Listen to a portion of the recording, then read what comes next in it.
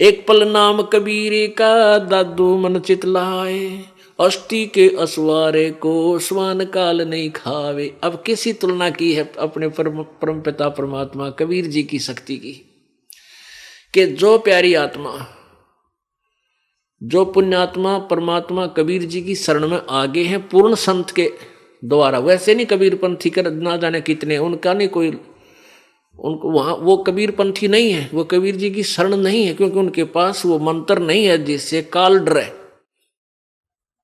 इस पृथ्वी पर वर्तमान में इस दास के अतिरिक्त किसी के पास अधिकार नहीं है ये सच्चा नाम देने का, सत्य नाम देने का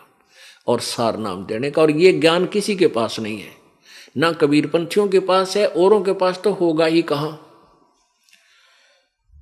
तो इसके अतिरिक्त किसी के पास भी ये नाम नहीं। तो इस नाम की कितनी महिमा है,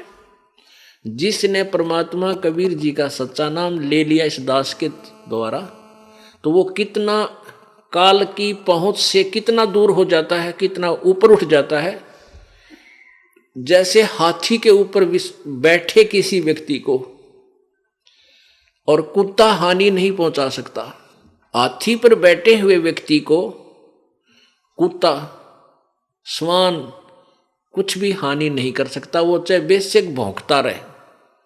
तो पुण्यात्माओं, आप जी जो परमेश्वर कबीर जी की शरण में आगे हो, आप समझ लो हाथी पर बैठ गए और काल की पहुंच से कितना दूर हो गए। काल को कुत्ते की श्वान की संज्ञा दी है, अब समझ लो कि श्वान, काल तो श्वान है, कुत्ता है, और आप हाथी पर बैठ गए, ये आपका कुछ नहीं बिगाड़ सकता। हाँ, यदि आप ही हाथी से नीचे उतर जाओगे तो पिंडी पाट देगा आपकी जाति।